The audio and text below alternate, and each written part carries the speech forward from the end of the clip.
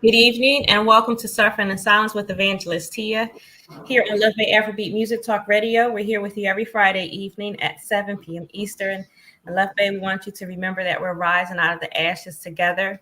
Our topic on tonight is obtaining and maintaining inspiration. We have with us our co-host Erin Mitchell, and our guest for this evening is Arleen Geathers, who's been with us before. Arleen is the author and creator of Inspirational Journals for You. Listeners, if you have any questions or comments for our guest or co-host, you can email us at sufferinginsilencedv@gmail.com. You can also text us at 437-778-3299. If you have any resources that you would like to share with us on a national or local level from your country, your community, any local organizations, or your faith community, you can also email us at sufferinginsilencedv@gmail.com. And with that, Erin, if you would greet our listeners on this evening. Yes. Hello, everybody from the Love Bay community. It's so good to be here this evening with you, as always. Just wanted to introduce myself a little bit. I am on the board of Rising Out of the Ashes, and Evangelist T and I have been working together for several years now, working with those individuals who are suffering from situations of violence and supporting them in immediate transitions out of those situations. I myself have experienced violence in my own life and also have worked in confluence with Indigenous women and girls on reservations throughout North America and reserves in Canada, supporting them in empowerment and self-defense training programs, so that they might go back to their communities and spread empowering words of wisdom and teachings throughout their communities on a holistic level, and just supporting anyone out there who's experiencing violence, that are in dangerous situations, but also those who may come into those situations and be better prepared. And then also who are recovering from those situations. And this recovery is a lifelong journey. For me, it's been 30 some years of still unwinding and unraveling the ways that those violent and painful situations have impacted my personal life and my life journey. So I am just honored to be here with two very strong, powerful, loving women and be a support system to each and every one of our listeners tonight. Thank you so much, Erin. Arleen, would you greet our listeners and viewers on this evening? My name is Arleen Geathers. It's a pleasure to be here, to sit in the presence of two powerful women who are seeking to inspire other people and other women to level up and to experience a better experience. And so I am the author and creator of Inspirational Journals for You. It is a collection of what I like to call sustenance journals, and they are journals that speak out to you and encourage you and inspire you to experience something greater or experience something life giving, as you take on the journey of journaling. Journaling by itself has multiple benefits. What I love about the inspirational journals are that they bring into perspective your voice, the voice of our Heavenly Father, and then also the voice of the author. And there's this conversation that takes place as you journal that will never be forgotten. And so I thank you for the opportunity to speak on and to join in the conversation, to encourage others to continue to obtain and maintain their inspiration. Thank you so much. Arleen, and where are your inspirational journals available? So they're available on my website. The name of the website is www.journalpower for the number 4u. That's journal power and the number 4u.com. So you can going to my website. You can also reach me. You can email me, and I'll be glad to send one out to you. You can reach me on email at IJ, which stands for Inspirational Journals, the number 4U, online.com. Awesome. Thank you so much, Arleen. So, listeners, Love Bay family, as Erin mentioned, our nonprofit is Rise Out of the Ashes, Inc. And if you would like to support us, you can go to GoFundMe and look for our nonprofit, Rise Out of the Ashes, Inc. You can also mail a check to us if you prefer. That way, you can make it out to Rise Out of the Ashes, Inc. And we are at P.O. Box 15. Drexel Hill, Pennsylvania, and our zip is 19026. We'd also like to share just a few resources. First, Pastor Darius Daniels. He's the pastor of Change Church. His website is dariusdaniels.com. I believe that his messages would be encouraging if you are moving through your healing process on a deeper level. His YouTube channel is Darius Daniels TV. We have the National Domestic Violence Hotline in the United States. The website is thehotline.org. The phone number is 800-799-7233. For information on male sexual abuse in the UK, you can visit the Male Survivors Partnership. Their website is malesurvivor.co.uk. In Australia, we have the National Family Violence Counseling Service. Their website is www.1800respect.org.au. And their phone number is 800-737-732. And then we have the Canadian Women's Foundation. Their website is canadianwomen.org. And their phone number is 1-866-293-4483. And with that, listeners, again, our topic on this evening is obtaining and maintaining inspiration. And one of the first things I wanted to do, I wanted to share some green flags for people, because we always, we give the red flags, we give the warning signs, we give the danger signs. But I wanted to share what I came across this week, some green flags for people who are in your life. This was a post that I actually saw on Twitter. It's from, I don't have the person's name, but their, I guess their tag is Stop Workplace Bullying. And so some green flags for people in your life: their presence is calming. They respect your opinion. They make you laugh. They listen without judgment. They are supportive.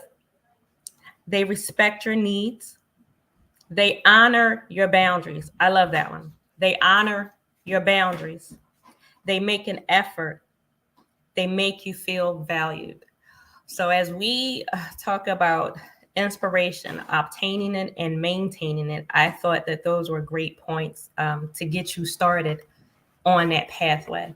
But this is a topic that we wanted to get into because quite honestly, it's just hard to do sometimes. It's hard to be inspired, to get inspired, to inspire yourself. And then when you get that inspiration, at times it's hard, or can be hard, to keep it. And that's what we wanted to just put on the table, just the reality of it. Anyone dealing with a situation of domestic violence or sexual assault or any kind of trauma, you're trying to move forward. You want to move forward, but it's hard to get that, what word do I want to use? It's the resilience to move forward, the bounce back to move forward. I mean, after you've been hurt, not just hurt so badly or so deeply, it's the person who hurt you as well. So that's what you have to deal with also. In most cases, a lot of cases, the person who is attributing to the intimate partner violence is a person that loves you. The person who is contributing to domestic violence or sexual assault is a person or who is supposed to love you and a person that you may love. And so it's hard to inspire yourself. Sometimes it's hard to just want to get up and to move forward. And we really wanted to put that on the table.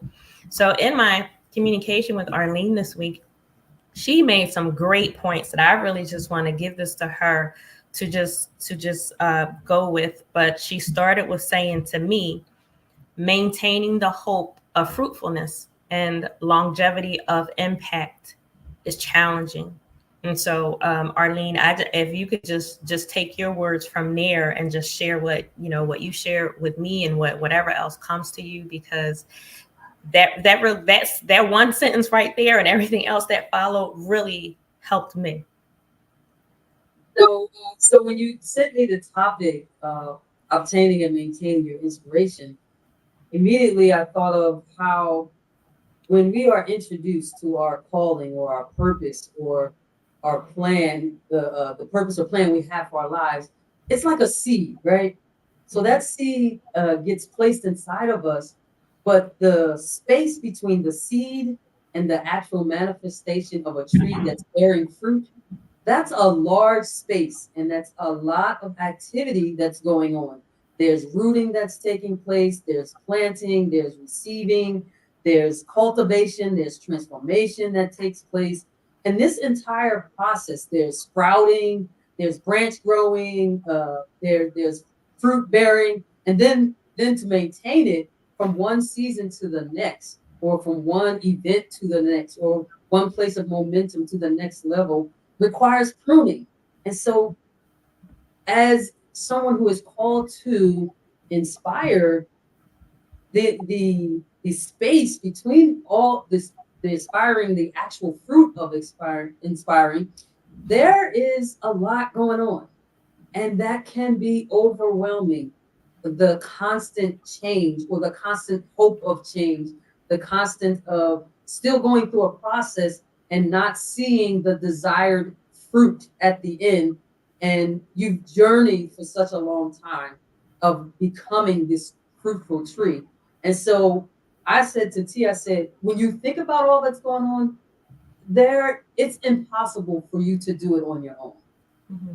You have to have some help to maintain and obtain inspiration. And I'd like to just point out what I pointed out to her was, it's impossible for the individual, but it's absolutely possible with God. Yes. And just your words for me, really, it was like you emphasized what I already knew, but for whatever reason wasn't saying at that time as I was thinking about it. And so it just resonated, and it just confirmed, and it gave me a boost in that moment. Like yeah, it's okay. It's going. It may not look like what I want it to look like, but it's good. And one of the points that I wanted to bring out about inspiration is that small steps count. Small steps mean something. So if you are in a situation, and if you are in a step where, for even my own situation, when I realized what I was in, what I was dealing with, the domestic violence and the abuse, I remember my first steps being going to different websites, looking at information. I was filling out the different questionnaires, like, what is your relationship like? Okay, those were small steps. And when I was like, one questionnaire, I think had maybe 21 questions. I answered yes to 18 of those questions. And then I would go to a different site. One site had 15 questions. I remember I answered yes to 11 of them. And so for me, I got to inspiration through that, because it was like, I'm not making this up. For me, that was some validation. Like, this situation is real. What I'm trying to understand it. I'm trying to piece it together. And so those small steps right there were inspiring to me to take care of myself, like to do something. Like, okay, now I have all these questionnaires in front of me. I've answered yes to all these questions. Now what's the next step? But it was very little at the time. Like, it was only but so much I could do, because it was overwhelming.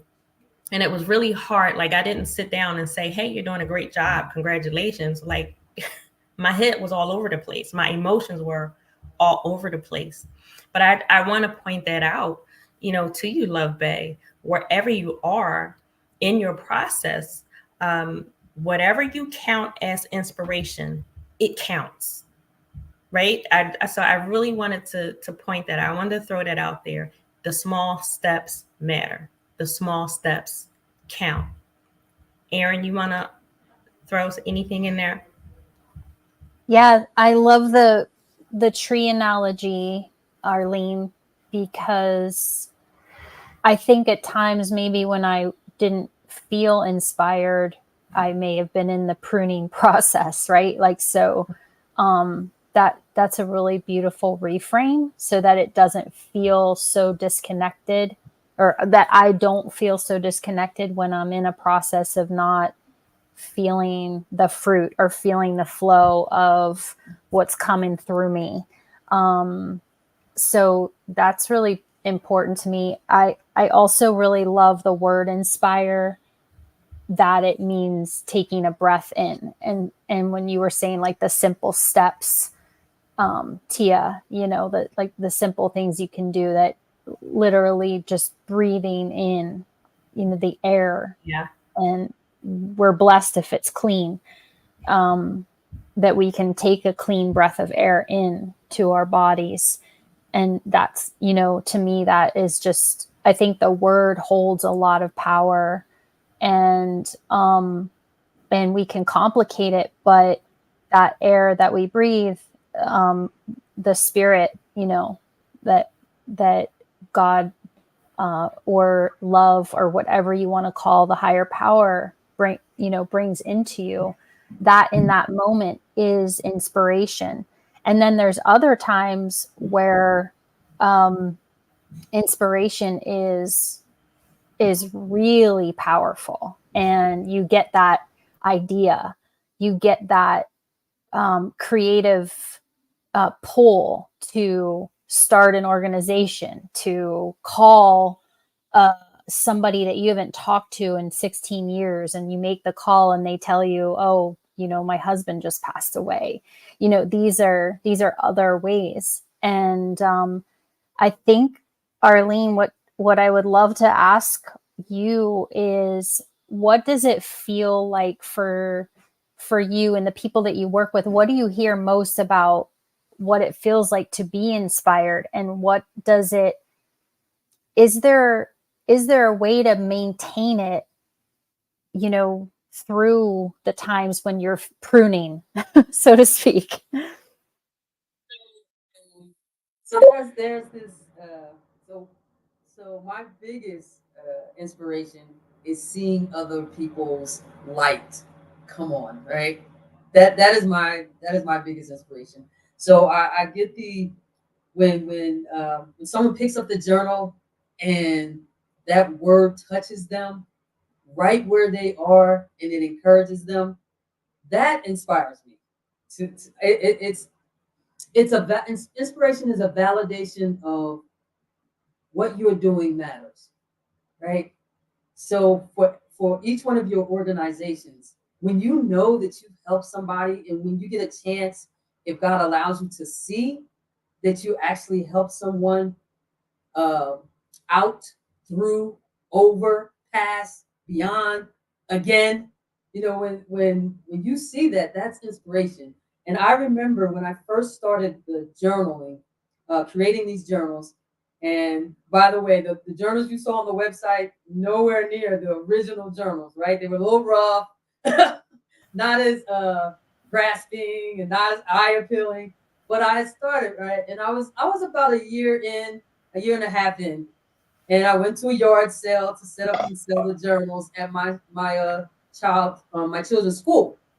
And before I went in there, I was so discouraged, right? Because I wasn't really selling only to family. And I was thinking, well, this is just going to be, I felt like they were buying it just because it was me, right? And I was their family member. So before I went in, I said to the Lord, I said, Lord, I really need to be encouraged about what I'm doing. I know you told me to do this, but I really need to be encouraged. And I was very outright and truthful with God. And do you know, I went to that yard sale in that gym and I sold every book that I had. And when I walked out of that gym, I got in my car and I cried and I said, okay, Lord, I thank you so much for letting me know that this is beyond my family. This is your work through me. And that was inspiring to me. And my point in all of that is, I think with inspiration to maintain it, that we have to tell our truth.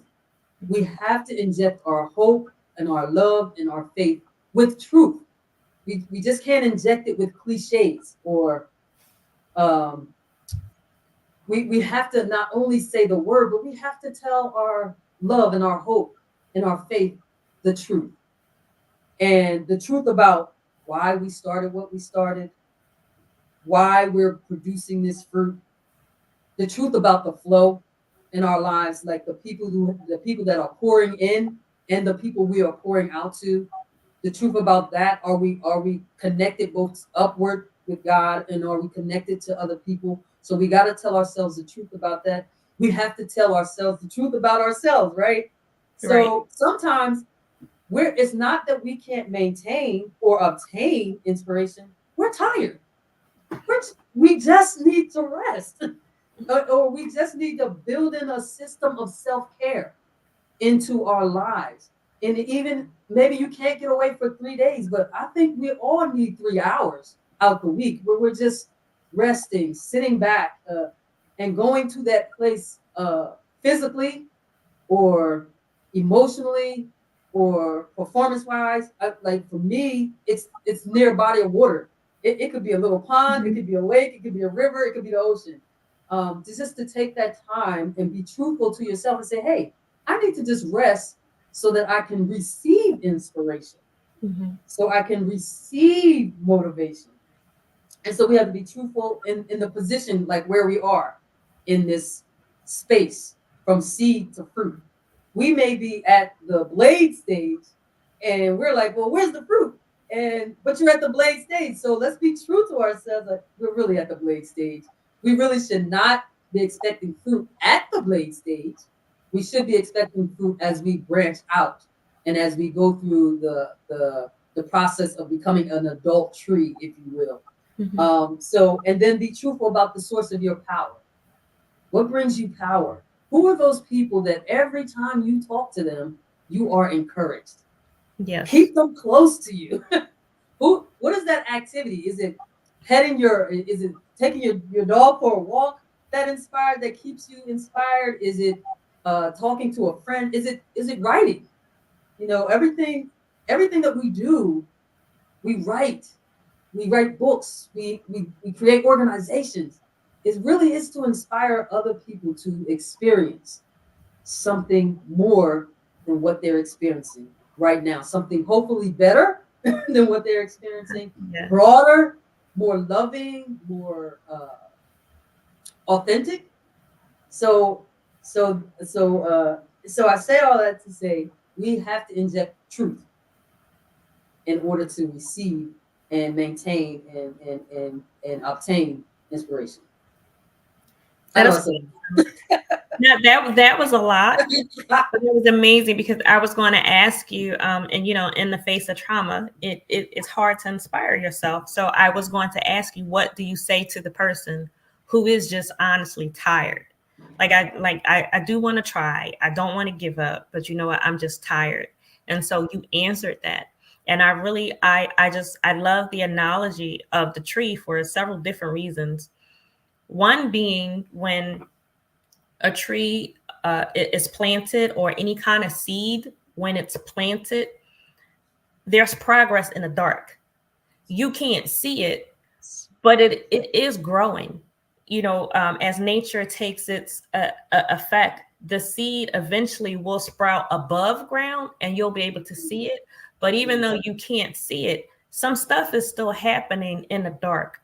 So while while you're still in it, you may be in, the domestic violence situation, and you may be in a planning stage, putting your safety plan together and leaving. You may be, as and Arleen said, be truthful. You may be in the beginning stage, going through those questionnaires, trying to figure out, what is this? What's going on? What's happening? You may be in a stage where, you're reaching out for help, counselors, or building your support system. And in those stages, wherever you are, you may not see the seed above ground. You may not see, the sprouting that you want to happen above, but some stuff is happening in the dark. So, and I really want to be encouraging to you, Love Bay, that whatever steps you are taking, as long as you're taking a step, that's progress. Even if that step for you right now is, I need to just wait. I need to just take a breath. I need to just rest. So again, progress happens in the dark. And another reason I love the tree analogy is that there is, as you said, there's inspiration in nature itself. There's inspiration when you look at the trees and the flowers blooming, or if you're by a body of water and you're looking at the water, or you're on a beach, or just the beautiful flowers, the sun, or if you're watching the moon and the stars at night. There is inspiration in nature. So I believe that inspiration, it doesn't always have to be something that you are doing. I think we can surround ourselves with inspiration. I think it could be things that we see. I think it can be people around us, in addition to what you do. But quite honestly, and I can speak for myself, sometimes I didn't have the energy to do anything. And I didn't want to do anything. But if I could open my eyes and just look out the window and I could see the sun coming through, or if I could see the trees. For me, I love to see trees, especially when the breezes are blowing through the leaves. Like, that means something special to me. If I'm sitting by the water, like, just to sit there, that really means something. So there are so many analogies that come out of that tree example and that nature. And so I thank you for bringing that out, because you can do one thing on one morning. Your Monday can be your Monday, and then come Tuesday, you need something completely different. So I want to throw that out there, and and Erin, I'll ask you to follow up on that. Inspiration is different for everybody.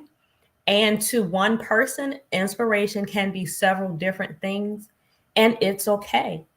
Do what you need to do, or have what you need to have around you. And I would even say in you. I would say be mindful of what you're putting in your body too, what you're eating, what you're drinking. Notice how you feel. Notice how it makes you feel. There are times when candy is just absolute the worst thing for me, because I can eat too much of it. But then there are some times, man, I can eat a few Skittles and I will be on top of the world. So pay attention to how you feel when you eat certain things, when you drink certain things. There are sometimes I can drink water and feel great. All I did was, just drink a bottle or a couple bottles of water and feel absolutely amazing. I didn't say anything. I didn't do anything, but just that little thing, for whatever reason, made me feel better as I'm still going through whatever I was going through. So, Erin, you want to follow up on that?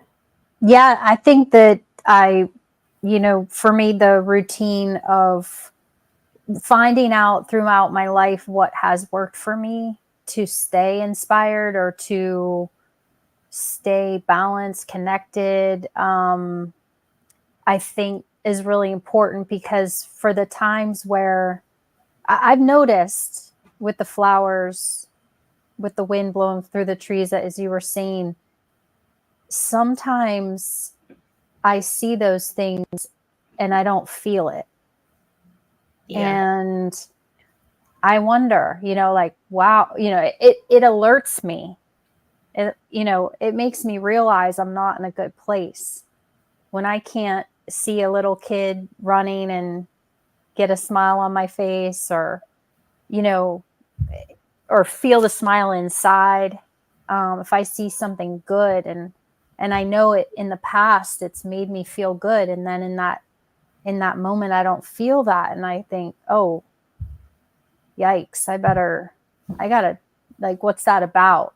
And then I have to go in and do the, Arleen, what you said, being honest, I think is the path out, of that state.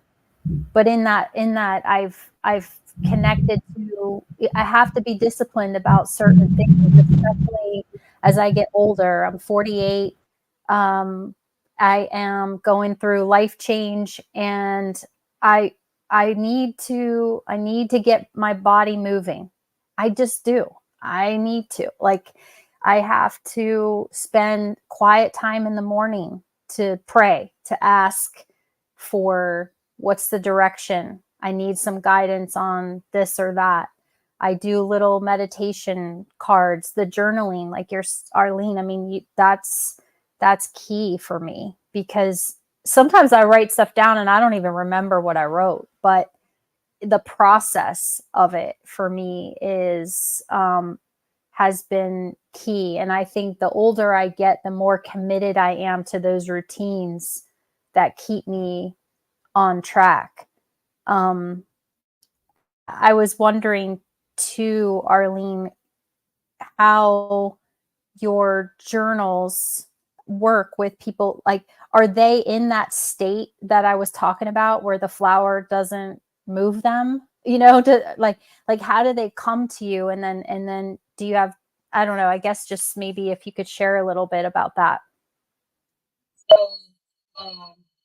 many times when I see the impact so immediate, it's because of where they are in their heart, in their mind, and in their position, like where they are, what they're experiencing. It could be a loss, it could be uncertainty, it could be fatigue. And the wording in the journal, the prompt is so specific, or the writings or the poetry is so specific to what they're going through. It's as if God says, I see you, I know where you are, and there's more in store. There's more. And so, and in all honesty, that's how that was created. This whole journaling ministry was created because God let me know when I was immediately unemployed, and just went to work one day, and they sent me home and just was like, yeah, your job no longer exists. Single mom, 3 kids. I was like, oh my gosh, what am I going to do? And the Lord had to just let me know that I'm your provider. But out of that event came the notion of, I want other people to know that there's something more after this, after that thing that rips your heart apart, after that thing that says you're not going to make it past this, and you'll never, and that thing that is honestly will change your life forever. So when those type of things happen in your life, I just wanted people to know that God sees you specifically, and that there's more after this. If you can stay motivated, and even if it's for a little bit at a time. Today I was motivated for 1 minute. The next day 2 minutes, and it doesn't have to be the same thing. Sometimes I remember when I first went through this whole separation with my husband, and then those were steps to a divorce. I remember my friends, and I don't know if it was, I want to say it was God divinely arranging stuff, but my friends would not let me stay in the house. Like every weekend they were calling me saying, hey, you want to go do this? Hey, you want to go do that? Hey, you want to go do this? And I really, now in hindsight, I look back and I said, they were trying to keep me moving and not allowing me to settle in that place with a destructive perspective. Because sometimes when one thing is taken away from us, we tend to volunteer other things. I lost my job, my husband. I'm just going to lose my mind. I'm just going to lose this. I'm just going to lose that. I'm just going to lose my peace. I'm just start surrendering stuff. Sometimes when we go through hard times and difficulty, we surrender other stuff that wasn't even taken.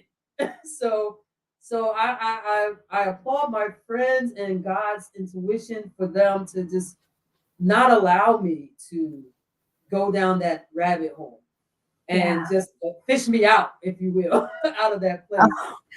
So, I mean, it Yes. can come from friends, it can come from journaling, it can come from many places, it can come from looking up at the sky and realizing that if God did all this, he can help me too with me my problems.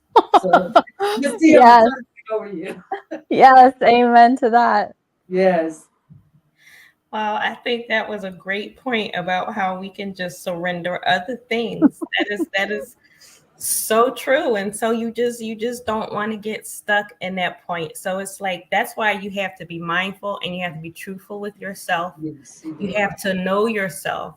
So when you start feeling or thinking, something is off, then you can start bringing your heart and your mind back into that place. And not that you'll immediately feel great, but you'll be able to notice yourself, notice your heart, notice your mind, and begin to do the work that you need to do.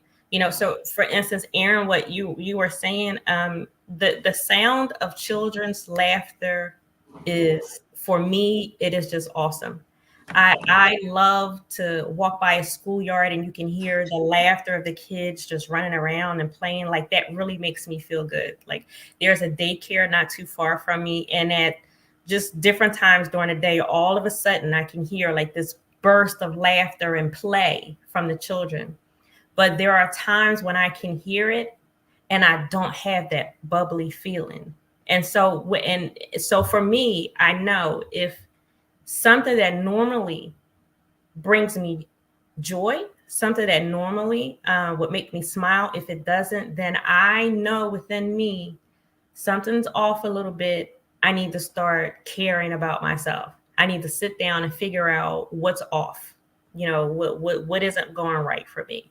Like Erin, I do the same thing that you do. At least twice a day, I intentionally take between 5 and 15 minutes to do nothing, to sit. I have just my normal regular prayer times and my meditation times with God, but I specifically take 5 to 15 minutes at least twice a day to sit. I stop working. Whatever I'm doing, I stop. If I'm working, I stop working. If I'm watching TV, I'll stop watching TV. I'll stop. And I have two specific times. I try very hard to keep, for me, that schedule. Sometimes it's a little later or a little earlier, but I make it a point to do it twice a day. If I feel like I don't want to, I know something's off in me. And then I need to pay attention what's going on. And what I found, sometimes it's not me. Sometimes it's issues around me.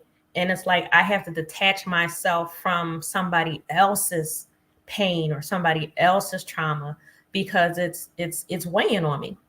And so you really have to pay attention to your own heart in that way too. Are you taking on somebody else's stuff in a way that's harming your self-inspiration?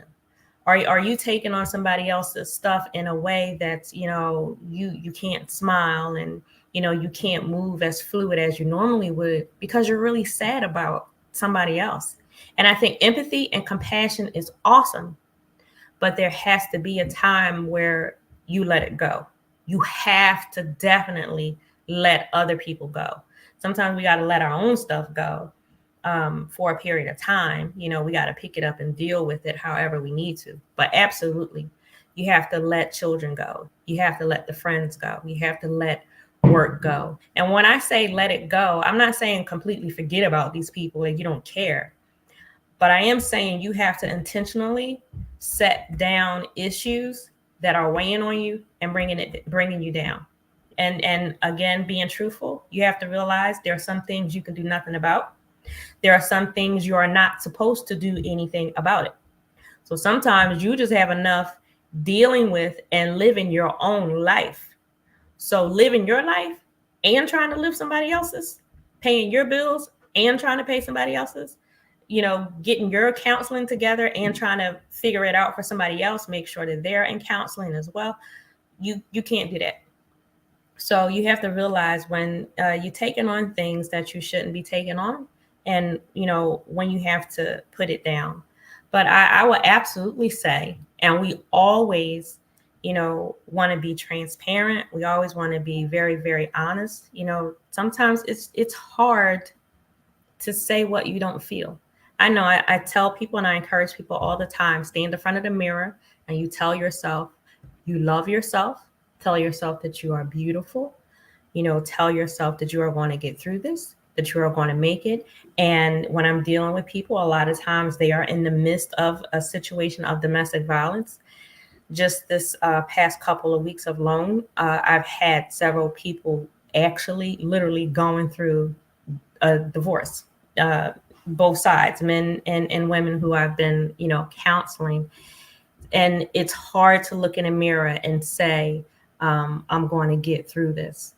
But with that, I would say you don't operate by your feelings. I'm not saying be untruthful with yourself. I'm not saying fake it. I'm saying, to look in the mirror and to say that you are beautiful. You are. That's a true statement, even if you don't feel it.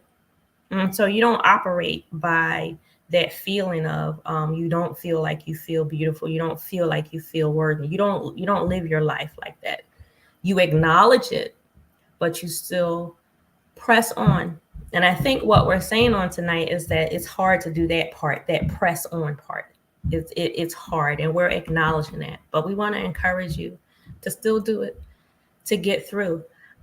It's hard to believe what you don't see, but you keep going. When I was coming out of my situation and dealing with my finances, I did not see my credit score being what I wanted it to be. I did not see my savings and my finances being what I wanted them to be. But I was doing what I could do. I was taking little steps at a time. I was paying one debt off at a time. I was saving what I could. And eventually I was able to see it. But I had to keep doing what I needed to do, even though those numbers didn't look right in front of my face. And it was true. My debt and everything, it was jacked up. That was the truth of the situation. But I couldn't stay there. I couldn't just say, well, it's always going to be like this.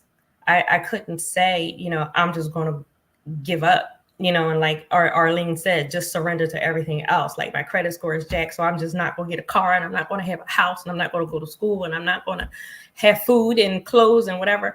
No, I just had to take a breath and deal with it as it was and move through it one step at a time. But again, it's not easy to do. It is doable, but it's not easy to do. And I'm telling you, as Arleen mentioned earlier, you can do all things with Christ. That's just a given, whether you feel it or not, whether you see it or not, because we walk by faith and not by sight. And I'm telling you, I can say this because I have done it and I am doing it. I don't throw words out there just to throw them out there. But I'm telling you what I know because I have lived it and I'm living it now. So with that, Arleen, I'll ask you for another thought that you have for Love Bay on getting through with inspiration, obtaining it and maintaining it. And so thank you for that, Tia.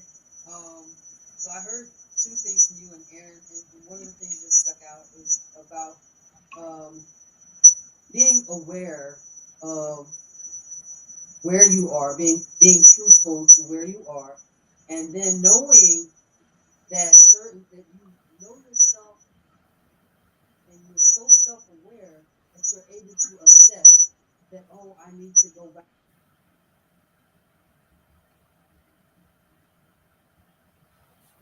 And so I self-aware is a strong place to be at, because you have to recognize where you are before you decide you want to do something about where you are. So once you recognize it, you can begin to make those small steps. Sometimes it starts out of small steps, and then the next thing you know, you're running and leaping, and then sometimes you fall back and it's another small step. But just being aware that there is something that needs to be adjusted because you're self-aware, that's a strong place to stand on.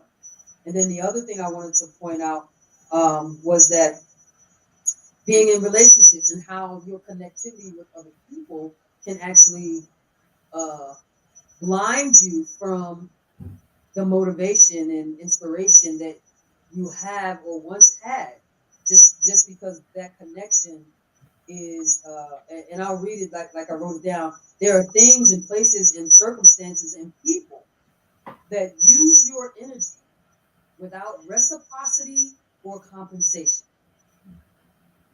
And when you find yourself in those type of situations, it can blind you from being inspired because it drains you without replenishment. And when that happens too often, you have to make a decision about that situation, that circumstance, that person, that place. Are you going to continue to allow your valuable energy, your time, your resources to be poured out without any type of reciprocity or compensation, right? And I say it that way for a reason, because there are times where you may not be compensated, but the award of seeing growth is enough. The award of pouring water and seeing the blade come up, the award of submission as you instruct is enough encouragement or reciprocity to allow you to continue to pour into to that place, person. And I do say, and I'm intentionally about saying person, place, or thing, because one of the things, and here's the other thing, as you're growing, you cannot carry everything that you carried before. You just can't. One of the things I noticed as the Lord sustained me, and I was doing like 3 or 4 part-time jobs. I had a tax business. I had a church reconciliation business. I had a part-time job at a bail bond place. And the Lord opened the door for me for a full-time job. And one of the things He said, you have to drop your tax business. And I was like, I've been doing that for like 15 years. This is the easy one, you know. And He was like, no. For you to do this ministry, you're not going to be able to do and carry all these things. And when I put it out there to my clients, they was like, oh, okay. But when tax season came around, they still called me. And I had to say to them, I don't have the capacity now because the Lord has called me to another place and I don't have that capacity. And some people respected it. And then and some people called back again. It was like, are you sure? And I was like, yeah, I don't have the capacity. And it took almost a year. And I even offered another person to do the job, but it took almost a year. And some people are still calling me like, are you still not doing taxes? I was like, yes, I am not doing taxes anymore. I don't have the capacity. And so there are growth spurts and exposures that we have and movements that take us to places where we literally have to let go. People, places, things, and sometimes activities that once brought us joy for that season, but now becomes a weight in another season of our fruit bearing days. And so I just wanted to say that. And the last thing I want to say in response to you, Tia and Erin, is that I am intentionally using the word truth. I am not using facts. So, and I say that because, the fact is, my bank account is low. The fact is, I don't know how I'll pay these tuition. Like when I lost my job, I was like, the fact is, I don't have a job. My kids are in school with tuition. I have a mortgage. These were all the facts. And the truth was, God will supply everything that I need according to His riches and glory. And so my faith said, well, what are you going to do? You can't have faith when it works because it's dead. So I started looking for work, and the Lord was just like, yeah, go here and do this and do that. And that's where all those pieces, bits and pieces of jobs came from. But the truth, we have to tell ourselves the truth. We see the facts. The fact is, I didn't have it. The truth is, I have someone who can. And there have been times, and we have to take the limits off, right? And I'll tell you this story real quick. I went to the tuition office, and I couldn't believe I did this. And I know it was just the Lord just giving me courage to do so. So I go to the tuition office. They're like, you owe, this is what the tuition is going to be for the year. And I went in there and I said, this is what I'm going to pay. for tuition this year.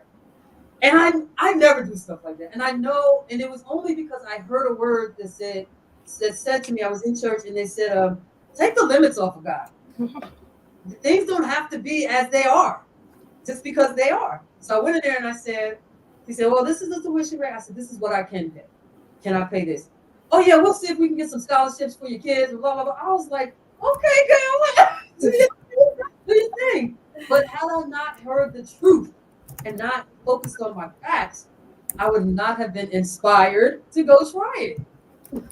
So, well, that is everything that you said. What I heard was establish your boundaries and keep them, no matter what. Establish your boundaries, stand on what you believe, and move in it. And as you were saying truth, another thing, a thought that came to me, and Erin, I'll ask you for your thought on this. When you said the word truth, the last time you said truth, what I heard in myself was be honest and don't live through somebody else's inspiration for themselves. Be honest about where you are and what's going on with you. If I'm not happy, I'm not happy. If I'm struggling right now, I'm struggling. I'm not going to pretend that I'm having a good day because Erin is having a good day. And, if we are, close enough, if Erin is in my support group, then I can say, Erin, I'm really happy for you. I'm glad that you're good, but I'm not right now. So don't put on a mask. Don't pretend. I think that's part of inspiration, the truthfulness, being honest, being able to say, not only do I not feel it right now, but I don't even know why. There were times in, my situation, nothing different had changed. Like, he still was who he was. My job was still my job. My day was still my day. Nothing different happened. But I would be, just really off sometimes. I couldn't explain it. And you can say it was just the entire situation. Sometimes it weighed on me more than others or what have you. I didn't have an answer. But sometimes I felt like crap. And I mean, even when I had a plan, even when I knew I was getting out of there, when I knew the day, was coming, even when I did get out, I had days. And sometimes I can have days now where it's like, I'm just not feeling it right now. So it's like, all that cheery, beautiful, wonderful inspiration that I had, it's like it slipped through my fingers. And I didn't get up and say, hey, I don't want to feel good today. Hey, I want to go backwards today. No, nobody makes a conscious decision like that. But life is life, and it happens. So again, I say, be honest about where you are. If you're not feeling it, you're not feeling it. It's okay.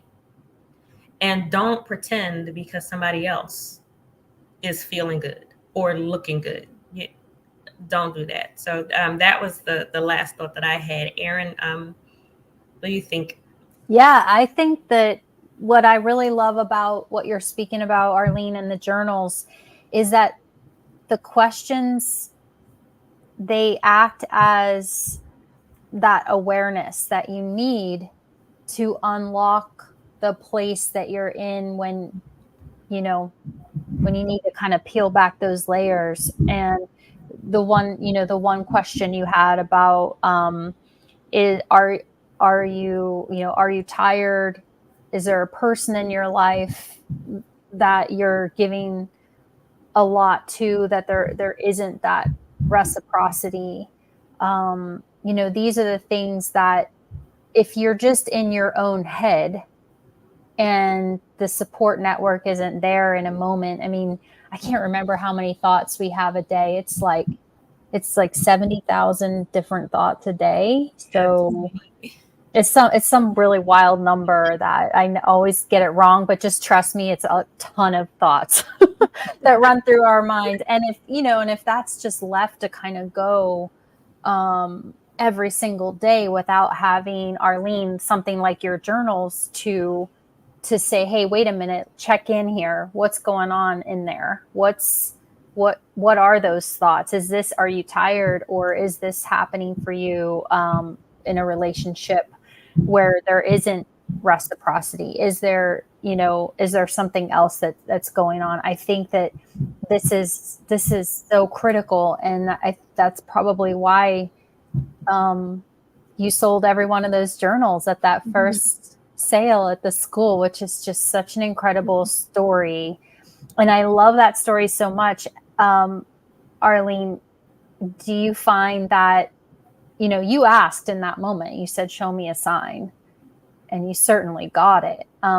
Is that a continual process for you as you move forward with this work and with this art that you're giving, of yourself with? It is. There are days when I do directly ask God to just show me what's next. And then there are days where I feel like I'm doing it in His will. That's just kind of keeping the same pattern, so to speak, and the same routine. And in those days, there are times when I just feel like I don't have anything new to say, right? I don't have any new questions. I don't have any new prompts, new poetry. And I find myself in a place where I feel like when it's not new, I feel like it's not good, right? But that's not always the case. And I'm learning, to be honest, that truth is alive no matter what. If it's old truth, new truth, yesterday's truth, today's truth, tomorrow's truth, it's alive. It's a living, breathing thing. And it's always, if you're hungry, food is food. And fruit is fruit. And the fruit that we've been blessed to have within us, that love, joy, peace, meekness, gentleness, kindness, endurance, self-control, that fruit that's talked about in Galatians 5:22,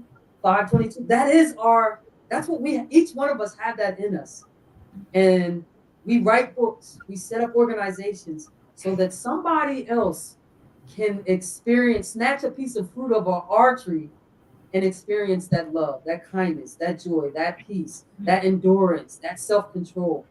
And so when we do that, sometimes it looks like we're not doing much, right? And sometimes it looks old. It looks like the same setup, the same words, the same story. But it's alive. We are living beings, and we have this dichotomy within us. Yes, sometimes it's going to work really, really well. And sometimes I'm going to pray, and God will be like, well, I won't say He won't be like, but I sense that He's not hearing. He's not answering. But I know that He is, because that's the truth.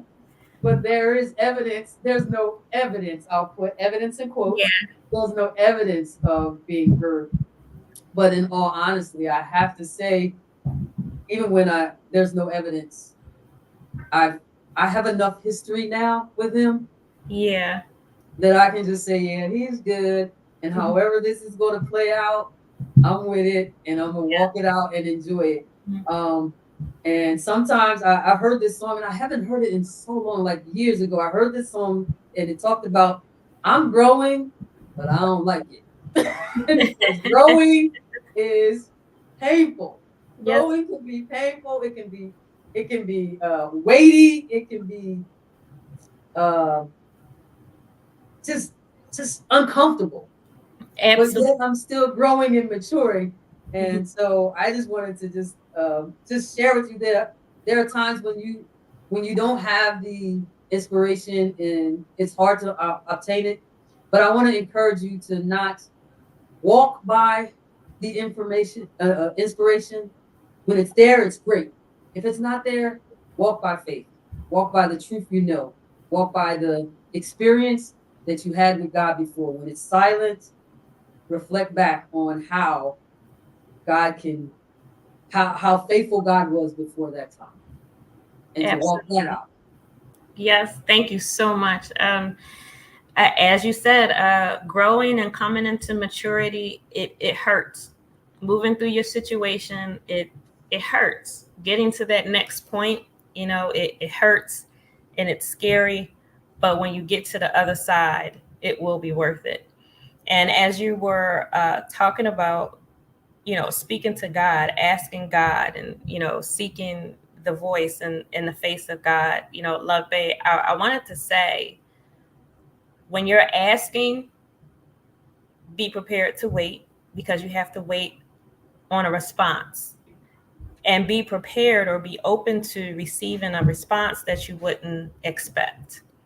I remember one day specifically, I was at Longwood Gardens. I was walking around. I love Longwood Gardens. I was walking around looking at all the beautiful trees and the plants and the flowers. And I asked God, I said, show me that you love me. I need to know that you love me right now. And then this very, very just strong breeze began to blow. And I was sitting on a bench. I was in the Japanese garden, looking at the trees, and this breeze, a strong wind just began to blow like right through this tree that was right in front of me. And for me, I took that as God was speaking to me, and I didn't expect the tree to start moving, but that was different and it touched my heart. It wasn't something that I saw and I tried to make it be what I wanted it to be. For me, that was a response. It was different. It could have been a person who walked up and said, God is thinking about you right now. But, whatever the case is, whatever response you're waiting on, be open to it coming from a place that you wouldn't expect it to be. God is there. And as Arleen said, don't wait for inspiration to move on in your life. You got to move on, whether you feel it or not, whether you think it or not, whether it looks good or feels good or not. You have to move on. If we have the inspiration, that's great. I believe I can say with a certainty that no matter where you are, inspiration will come eventually. I believe it's a part of the healing process. And as we know, and we said, healing is not linear. It's not a straight line. Sometimes you're forward and backwards, up and down, around, and in circles. Inspiration is part of healing. And when you're healing, sometimes you don't feel healed, but you're getting healed. If a wound is there, it's there. Sometimes you feel the pain until it's gone. It could be weeks, it could be months. But again, that analogy of the tree, progress is happening in the dark. So you keep moving forward. And we are a little bit over the hour. That was what I wanted to say to you, Love Bae. And so Arleen and Erin, I would ask if you would give our listeners and viewers your final word on tonight on obtaining and maintaining inspiration. And I really pray that this is an encouraging moment to just keep moving forward, no matter what you're dealing with. I know that the domestic violence and sexual assault and divorce or broken friendships, things not going right at work. I just really want to encourage you to keep moving forward, because your life is not over. You may have hit a harder moment. You may be going through something right now that is utterly awful, and especially if you're talking about domestic violence. But your life is not over. Your life is not defined by this one moment, by this instance, and I don't care how long it is. If we're talking weeks, if we're talking months, if we're talking years, your life is not defined by whatever trauma, whatever heartache, or whatever experience that you could be going through right now. That doesn't define you. That's not making you who you are. So I want to encourage you to keep moving forward. No matter what you think, no matter what you feel, you are worth it. Until you get to that point to where you know it and you feel it and you can say it for yourself with confidence and you believe it, I'm saying it to you and I'm saying it for you. You are worth it. You are beautiful. You are loved. You are valuable. You are worth more than just being called a mother or a father or a brother or sister, a spouse or a friend. You are worth what you are worth because you are who you are, because you are you. So I say that to you and I say that for you until you can stand on your own feet and say it to yourself with confidence. So, Arleen.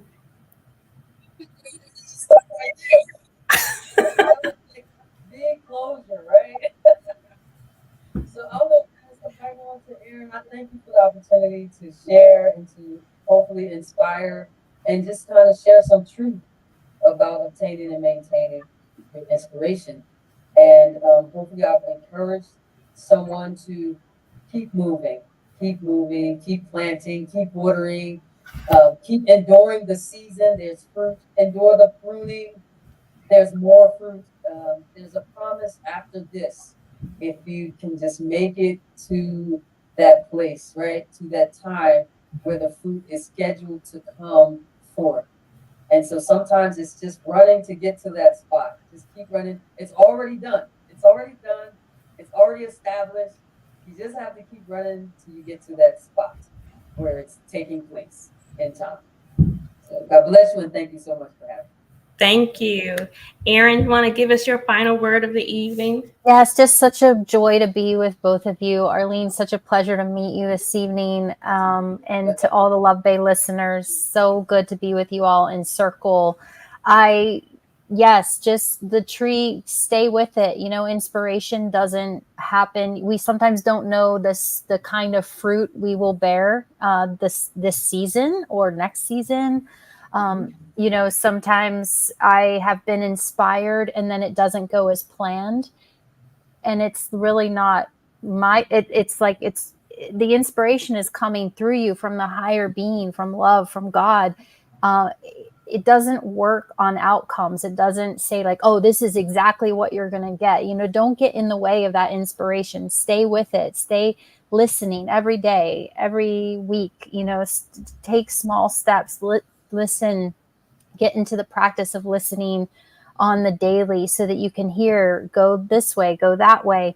And don't get attached to what the tree is going to look like. If you're going to be a nut tree or a fruit tree this year or whatever, just, stay with it, stay present, be good to yourself. Like what Arleen said, you got to water it, you got to turn it, you got to prune it, you got to do these things. It's not just, oh, I have this inspiration for this idea, so therefore it's going to be that way.